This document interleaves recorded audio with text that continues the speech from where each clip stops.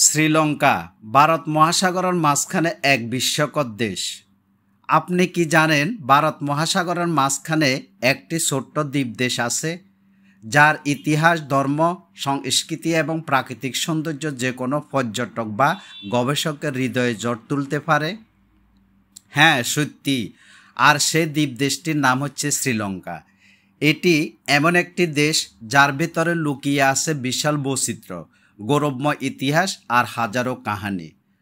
আজকের ভিডিওতে আমরা জানাবো সেই শ্রীলঙ্কার প্রতিটি গুরুত্বপূর্ণ দিক এমনভাবে যেন আপনি নিজে একবার ঘুরে এসেছেন। ভিউয়ার্স, ভিডিওটি শুরু করার আগে ছোট্ট একটা ইন্ট্রোর পর ফিরে আসছি।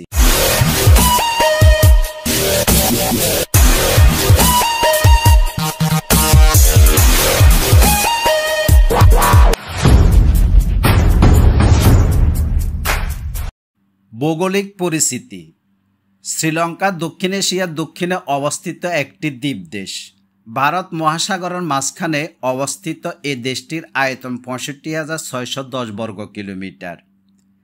এটি ভারতের খুব কাছেই মাত্র ৩১ কিলোমিটার দূরে পাক স্টেট নামে একটি সাগর সংকীর্ণ অংশ নিয়ে আলাদা। দেশটির ভূপ্রকৃতি অসম্ভব বৈচিত্র্যময়। পাহাড়, বন, চা বাগান, হ্রদ, ঝর্ণা, নদী আর সমুদ্র মিলিয়ে যেন এক প্রকৃতির জাদুঘর। শ্রীলঙ্কার রাজধানী কলম্বো। শ্রীলঙ্কা গাড়ি চালাতে হয় বাম পাশ দিয়ে। আন্তর্জাতিক কলিং কোড +94। শ্রীলঙ্কার মুদ্রার নাম শ্রীলঙ্কান রুপি, সংক্ষেপে LKR।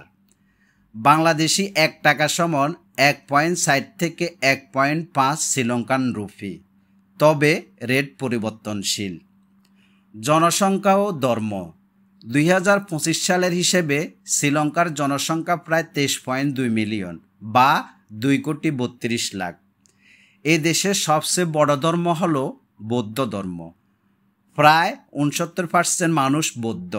তারপর আছে মুসলিম ৭.৬%, হিন্দু ৭.১%, খ্রিস্টান ৬.২%।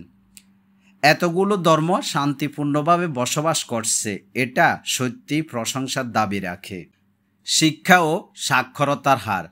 শ্রীলঙ্কা দক্ষিণ এশিয়ার সবচেয়ে শিক্ষিত দেশগুলোর একটি। এ দেশের সাক্ষরতার হার ৯২.৬%, যেখানে অনেক উন্নয়নশীল দেশ এখনও ৭০%-এ পৌঁছায়নি। এর পেছনে রয়েছে সরকারি বিনামূল্যে শিক্ষা এবং শিক্ষা ব্যবস্থার প্রতি জনগণের শ্রদ্ধা।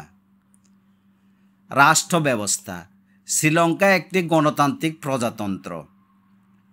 বর্তমান রাষ্ট্রপতি রনিল বিক্রমসিংহে এবং প্রধানমন্ত্রী দীনেশ গুণবর্ধনে। দেশটি একটি সংসদীয় পদ্ধতিতে চলে, যেখানে জনগণের ভোটে নির্বাচিত সরকার দেশ পরিচালনা করে। অর্থনীতি। শ্রীলঙ্কার অর্থনীতির বড় অংশ তৈরি হয় রপ্তানি ও পর্যটন থেকে, বিশেষ করে টেক্সটাইল বা পোশাক রপ্তানি এবং চা পাতা রপ্তানি দেশটির আয়ের মূল উৎস। ২০২৫ সালের জিডিপি ফি অনুযায়ী প্রায় ৪২৩ বিলিয়ন মার্কিন ডলার। তবে ২০২২-২৩ সালে দেশটি বড় ধরনের অর্থনৈতিক সংকটের মধ্য দিয়ে গিয়েছিল, যার প্রভাব এখনও কাটিয়ে উঠতে পারেনি। প্রাকৃতিক সৌন্দর্য। শ্রীলঙ্কাকে বলা হয় pearl of the Indian Ocean. এ দেশে রয়েছে ইলা হ্রদ, নুওয়ারা ইলা ন্যাশনাল পার্ক এবং বিশ্ববিখ্যাত অ্যাডামস স্পিক, যা ধর্মীয়ভাবে বৌদ্ধ, হিন্দু, মুসলিম সবার কাছে পবিত্র স্থান। নীল সবুজ পাহাড়, ঝর্ণা আর সৈকতের মধ্যে গড়ে উঠেছে প্রকৃতির এক অভাবনীয় রাজ্য। বন্ধুরা, এখন আপনাদেরকে জানাবো শ্রীলঙ্কার প্রধান 4টি দর্শনীয় স্থানের নাম। নাম্বার 1, সিগিরিয়া রক ফর্টেজ, পাহাড়ের গায়ে তৈরি প্রাচীন দুর্গ। Temple of the tooth candy, যেখানে আছে বুদ্ধের দন্ত। নাম্বার 3, গেল ডাস ফোর্ট, উপনিবেশ যুগের স্মৃতি। নাম্বার 4, অ্যাডাম স্পিক, ধর্মীয় পবিত্রতা আর প্রাকৃতিক সৌন্দর্যের একযোগ মিলন। খাবার ও সংস্কৃতি। শ্রীলঙ্কার খাবার মানে জাল মশলাদার কিন্তু সুস্বাদু। তাদের প্রধান খাবার হলো রাইস অ্যান্ড কারি আর জনপ্রিয় স্ট্রিট ফুড হোফার্স বা এফাম। এ দেশের সংস্কৃতিতে আছে নাচ, গান, পোশাক, ধর্মীয় উৎসব, সব কিছুতে রং আর প্রাণ। সামাজিক চ্যালেঞ্জ। শ্রীলঙ্কা উন্নয়নের পথে থাকলেও এখনও নারীদের দেহ ব্যবসা, কর্মসংস্থানের অভাব ও কিছু সামাজিক বৈষম্য রয়ে গেছে। তবে সরকারও বিভিন্ন এনজিও ও সচেতনতা বৃদ্ধি এবং বিকল্প আয়ের ব্যবস্থা নিয়ে কাজ করছে। বিবাহ ও উৎসব।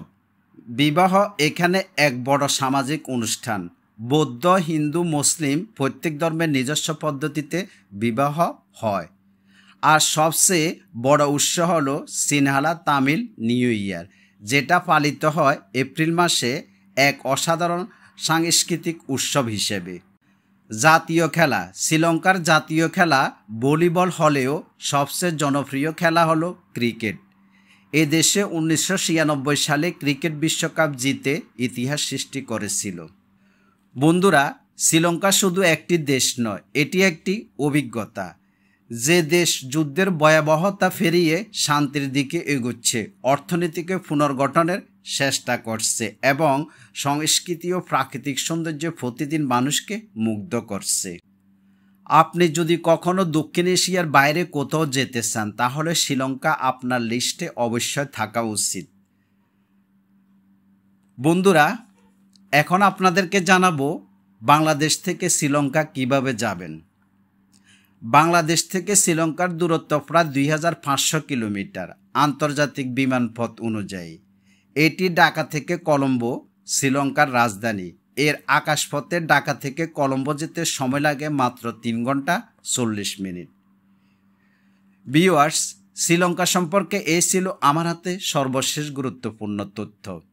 ভিডিওটি আপনাদের কাছে যদি ভালো লেগে থাকে তাহলে লাইক, কমেন্টস এবং শেয়ার করতে ভুলবেন না কিন্তু। নেক্সট টাইম ভিন্ন রকমের, ভিন্ন ধারার, অন্যরকম কোনো দেশের তথ্যভিত্তিক ভিডিও নিয়ে আপনাদের সামনে প্রেজেন্ট হওয়ার প্রত্যাশা আজ এই পর্যন্ত। সেই পর্যন্ত সবাই ভালো থাকবেন, সুস্থ থাকবেন। আল্লাহ হাফেজ।